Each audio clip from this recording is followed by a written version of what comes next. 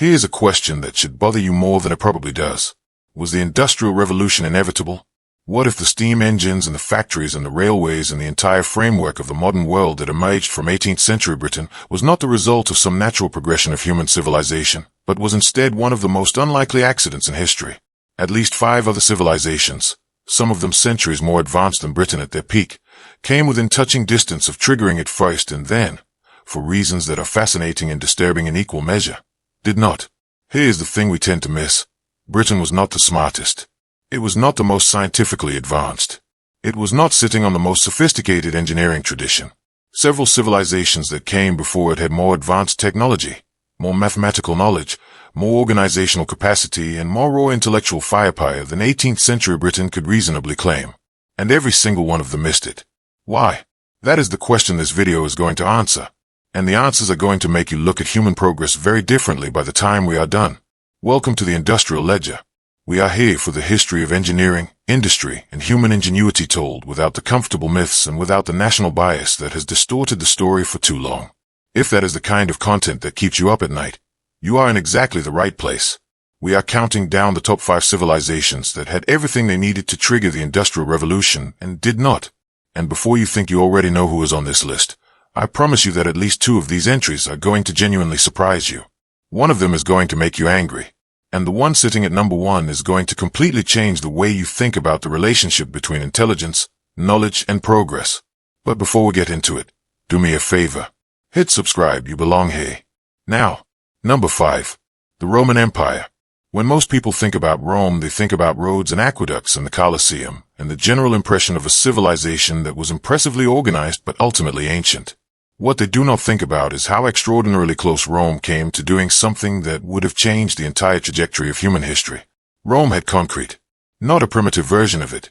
A sophisticated hydraulic concrete that we still do not fully understand today, that hardened underwater, that has survived 2,000 years of weather and seismic activity in better condition than most modern structures manage in 50 years.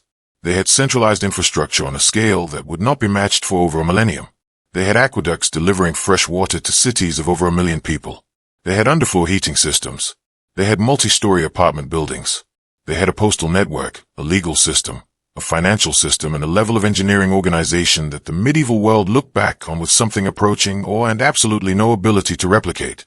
And yet, no industrial revolution. The Roman engineer Hero of Alexandria, and yes, Hero was operating within the broader Roman imperial world, built a device in the 1st century AD that used steam pressure to produce rotational motion. He called it the Eolipile. It was, in every meaningful physical sense, a primitive steam engine. He built it. It worked. And Rome looked at it, found it mildly amusing as a curiosity, and did absolutely nothing with it. That is not a small thing to sit with. A working steam engine. In the 1st century AD. 1700 years before James Watt. And nothing happened. The reason nothing happened. Rome did not industrialize because it lacked the technology. It lacked the economic incentive. At the height of the Roman Empire, there were between 4 and 6 million slaves working across the Roman world. Somewhere between 15 and 30% of the entire population. When you have an essentially unlimited supply of human beings to do physical work, the economic pressure to replace human labor with mechanical labor simply does not exist. Why build a machine to do something when you own people to do it for free? Slavery did not just fail to prevent the Industrial Revolution in Rome. It actively made the Industrial Revolution unnecessary. And that is a far more disturbing observation than it might first appear. Before we get to number 4, let me say this. Every entry on this list is going to give you a different answer to the same question. Why didn't they industrialize? And none of those answers are simple. None of them are flattering. And every single one of them has something to say about the world we are living in right now. Stay with this. Number 4. The Islamic Golden Age. If you went to a Western school, there's a reasonable chance that your education skipped from ancient Greece and Rome directly to the Renaissance with a vague gesture at the medieval period in between. 1,000 years of human history compressed into a paragraph about castles and plagues, and the general impression that not very much of consequence happened until Europe woke up and started painting ceilings. That version of history has a problem. It wrote out what was arguably the most intellectually productive civilization on Earth between 800 and 1200 AD. And it did so with a consistency and a thoroughness that should make any serious student of history deeply uncomfortable. At its peak, the Islamic Golden Age was doing things that the rest of the world would not catch up to for centuries. Muhammad ibn Musa al-Khwarizmi invented algebra in 9th century Baghdad. Not refined it, Not contributed to it. Invented it. The word algorithm is a Latinization of his name. Ibn al-Haytham wrote the Book of Optics in the 11th century, the foundational text of the science of light and vision that directly influenced Roger Bacon and eventually Kepler and Newton. Al-Biruni calculated the circumference of the Earth in the 11th century with an accuracy that would not be improved upon for 500 years. Ibn Sina wrote a medical encyclopedia that was the standard reference text in European universities until the 17th century. And then there was Al-Jazari. Al-Jazari was a 12th century engineer working in what is now southeastern Turkey, who produced a text called the Book of Knowledge of Ingenious Mechanical Devices in 1206. It described and illustrated over 50 mechanical devices, including programmable automata, sophisticated water clocks, early crankshaft mechanisms, and devices that converted rotary motion into linear motion in ways that would not appear in European engineering for another 3 centuries. He was not theorizing. He was building. The crankshaft mechanism that Al-Jazari described and constructed is the same fundamental mechanism that sits inside every internal combustion engine on the road today. Hear that again. The mechanism inside your car engine was described and built by a 12th century Islamic engineer. So why did the Industrial Revolution not happen in Baghdad or Cairo or Cordoba instead of Manchester? The answer is one of history's most devastating. In 1258, the Mongol army under Hulagu Khan sacked Baghdad. The House of Wisdom, the greatest library and research institution in the medieval world, was destroyed. Scholars were killed. Manuscripts that represented centuries of accumulated knowledge were thrown into the Tigris River, which according to contemporary accounts ran black with ink for days. It was not just a military defeat.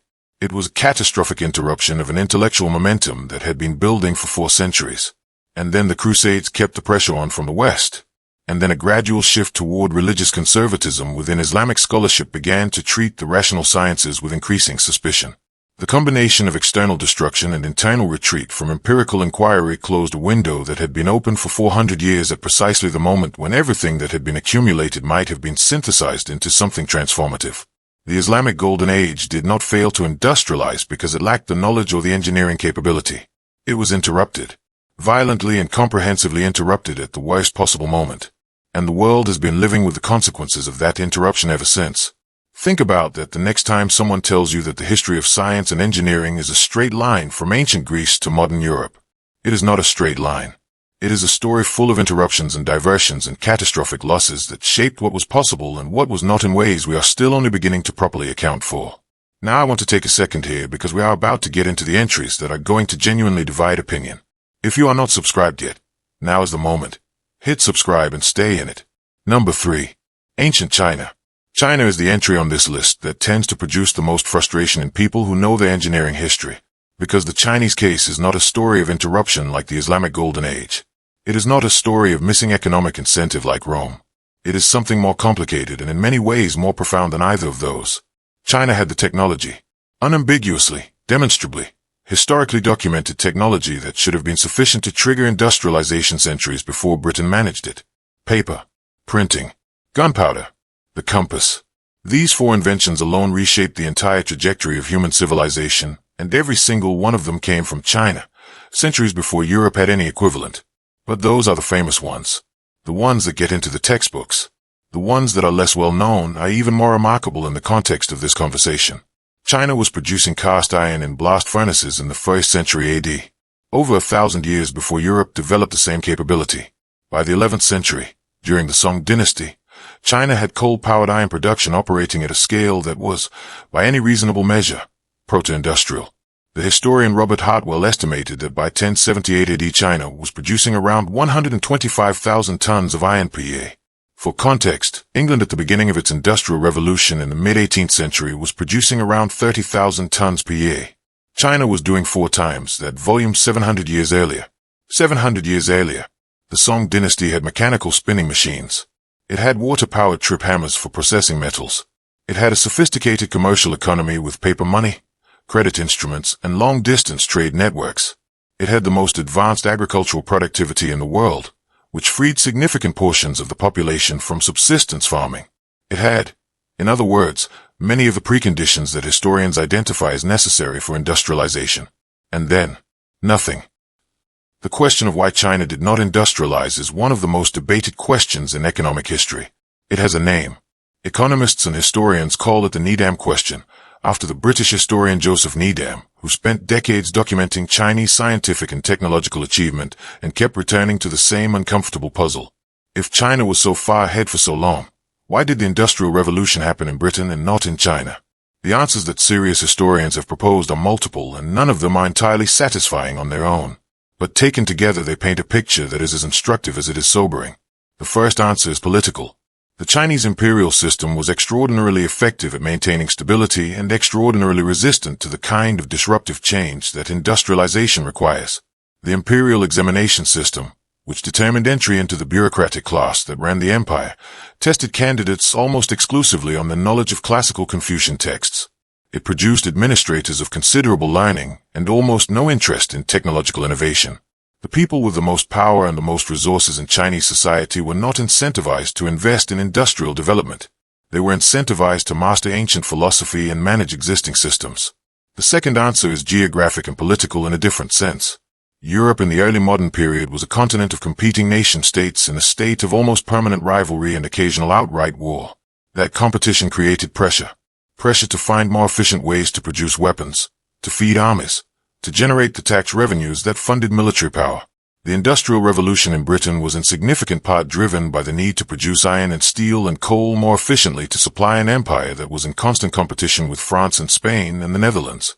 China under the Ming and Qing dynasties faced no comparable competitive pressure from its neighbors. It was the dominant power in its region by such a margin that the incentive to transform its economic base simply was not there in the same way. The third answer is the one that generates the most controversy and the most pushback. And it is this. China made a choice. Not a single deliberate choice made in a single room on a single day, but a series of choices, made across generations, that collectively amounted to a turning away from the kind of outward, expansive, commercially aggressive orientation that industrialization requires. The famous voyages of Zheng He in the early 15th century sent Chinese fleets as far as the east coast of Africa, decades before European explorers reached the same waters. And then the voyages stopped. The ships were dismantled. The records were suppressed. China turned inward, and an outward-looking, commercially aggressive, technologically innovative civilization became something more conservative, more self-contained, and more resistant to the disruption that genuine industrial transformation would have required. 700 years of technological leadership, and the Industrial Revolution happened in a small island off the northwest coast of Europe instead. If that does not make you stop and think about the relationship between political systems and technological progress, nothing will. Number 2. The Aztec and Inca empires. This is the entry that surprises people most. And I understand why. When most people think about pre-Columbian American civilizations, they think about human sacrifice and golden temples and the general impression of something exotic and ancient that bears little relationship to the engineering story of the modern world. That impression is wrong, and correcting it requires sitting with some numbers that are genuinely extraordinary. At its peak in the early 16th century, Tenochtitlan, the capital city of the Aztec Empire, had a population of between 200,000 and 300,000 people. For context, London at the same period had a population of around 50,000. The largest city in the world at that moment was not in Europe. It was sitting in the middle of a lake in what is now Mexico City, connected to the surrounding land by a network of causeways, supplied by a sophisticated aqueduct system, carrying fresh water from the mainland, surrounded by floating agricultural gardens called chinampas that were among the most productive agricultural systems anywhere on Earth. The engineering of Tenochtitlan was not primitive. It was the product of centuries of accumulated knowledge about hydraulics, urban planning, agricultural science, and large-scale construction that solved problems the European cities of the same era had not even properly identified yet. Medieval London was dumping its waste into the Thames and wondering why people kept dying of disease. Tenochtitlan had a dedicated sanitation system and waste collection infrastructure. And then there were the Inca. The Inca road network at its peak extended over 40,000 kilometers across some of the most extreme terrain on Earth. Through the Andes, across deserts, over mountain passes at altitudes that would challenge modern engineering. It was more extensive than the Roman road system at its peak. It was built without iron tools, without the wheel in any conventional sense, and without draft animals capable of the heavy work that European construction relied upon. The engineering solutions the Inca developed to build at altitude, to manage the seismic instability of the Andes, to construct suspension bridges over mountain gorges using woven grass that could support the weight of a loaded llama train. These were not the solutions of a primitive civilization. They were the solutions of a civilization that had developed extraordinary engineering intelligence in response to an extraordinary environment.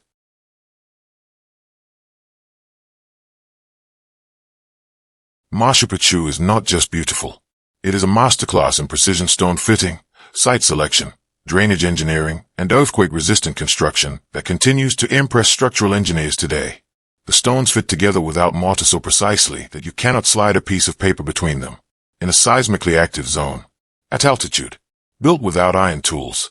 So why did industrialization not emerge from these civilizations? The honest answer: it did not have the chance to. European contact beginning in 1492 and the catastrophic collapse of indigenous American populations that followed, through violence, through disease, and through the systematic destruction of existing social and political structures, ended whatever trajectory these civilizations were on. We do not know what the Aztec or Inca empires would have become given another 2 or 3 centuries of uninterrupted development. We genuinely do not know. And that unknowing is one of the most significant gaps in the history of human engineering and human potential. What we do know is that the engineering intelligence was there. Demonstrably, physically, historically documented. The trajectory was interrupted before we could find out where it was going. We are down to number 1. And before I get into it, I want to acknowledge something.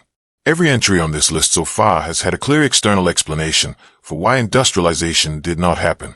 Rome had slavery, removing the economic incentive. The Islamic Golden Age was violently interrupted at the worst possible moment. China made a series of political choices that collectively turned away from the outward orientation that industrialization requires. The Aztec and Inca empires were never given the chance to find out what they would have become.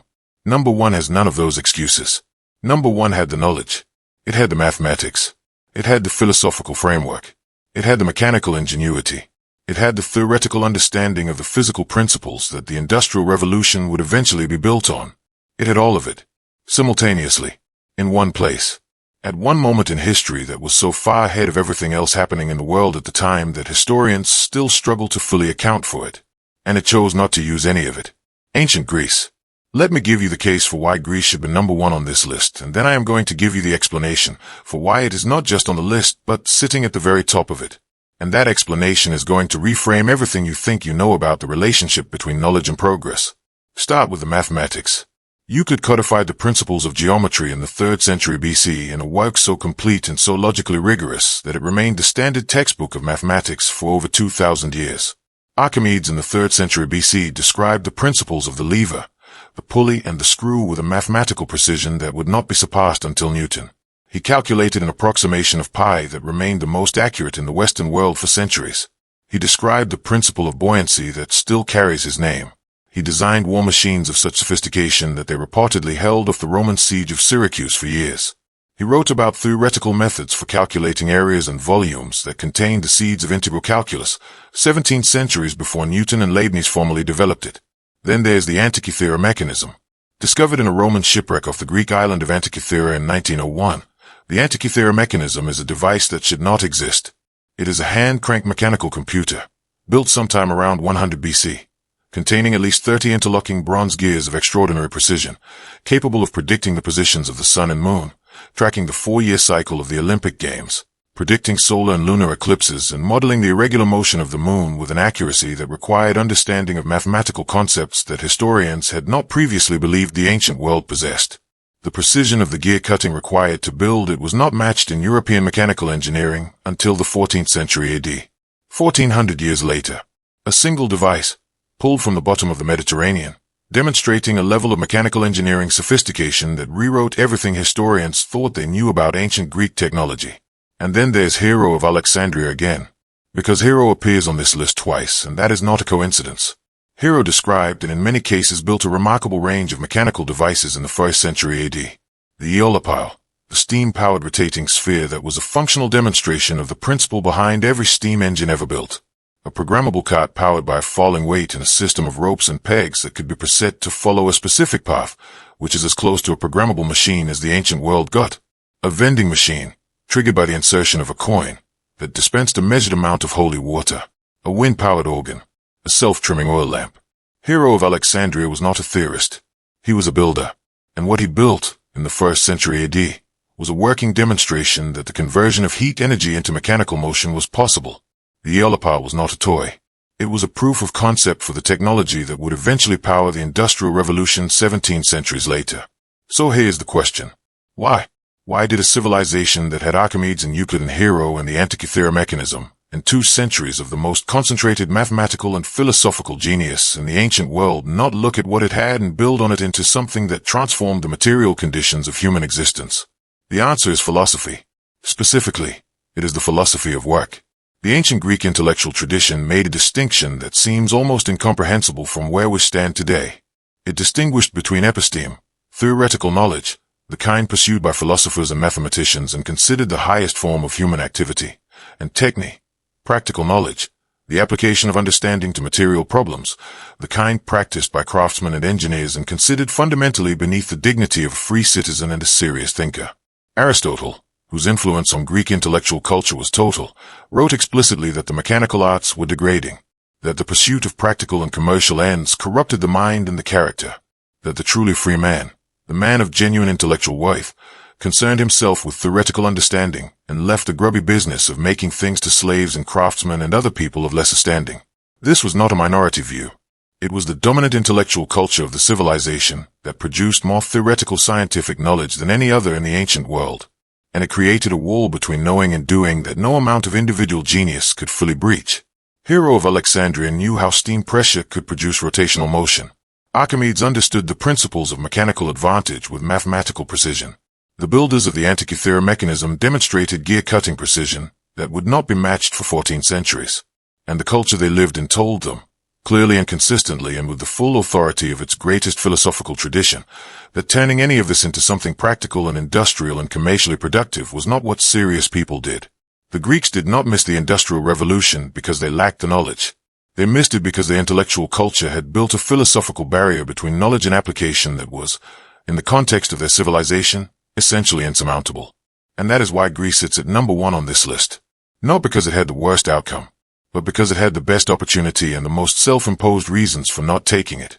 Every other civilization on this list was stopped by something external. Slavery, invasion, political structure, colonial interruption.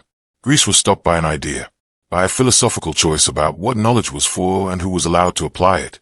That is the most haunting entry on this list, and it is the one that has the most to say to the present. So here's where we are. 5 civilizations. 5 different reasons for missing the most consequential technological transition in human history. And 5 lessons that are not just historical curiosities, but living, breathing observations about the way human progress actually works, or fails to work, in the real world. The Industrial Revolution happened in Britain. Not because Britain was the smartest. Not because it had the best scientists or the most advanced mathematics or the longest engineering tradition. It happened in Britain because Britain in the 18th century had, almost accidentally, assembled a specific combination of conditions that none of the civilizations on this list had managed to assemble simultaneously. Competitive pressure from European rivals. An economic system that rewarded the application of knowledge to commercial problems rather than treating such application as beneath serious people. A culture that did not draw a sharp distinction between theoretical understanding and practical engineering. Coal and iron in geographic proximity. A patent system that gave inventors a financial incentive to make their knowledge public. And a social structure that was just open enough to allow people of relatively modest origins to participate in the transformation of the economy if they had the ingenuity and the drive to do so. None of that was inevitable. All of it was contingent. The Industrial Revolution was not the destination that human civilization was always traveling toward. It was one possible outcome of one specific set of conditions that came together in one place at one moment in history. And the 5 civilizations on this list remind us, clearly and with the weight of all their extraordinary achievement, how easily it could have happened somewhere else entirely, or not happened at all. That is the most important thing this video has tried to say. Not that these civilizations failed. They did not fail. Rome built an empire that lasted 1,000 years. The Islamic Golden Age gave the world algebra and optics and the foundations of modern medicine. China gave the world paper and printing and cast iron and the compass. The Aztec and Inca empires built cities and roads and agricultural systems of breathtaking sophistication. Greece gave the world the intellectual foundations on which everything that followed was eventually constructed. These were not failures. They were civilizations of extraordinary achievement that missed one specific transition for reasons that were deeply embedded in who they were and how they understood the world. Understanding those reasons is not just an exercise in historical curiosity. It is one of the most useful things you can do if you want to understand how progress happens, why it stalls, what kills it, and what keeps it alive. If this is a conversation you want to be part of, subscribe, share the video with someone who may be interested, and leave a comment below.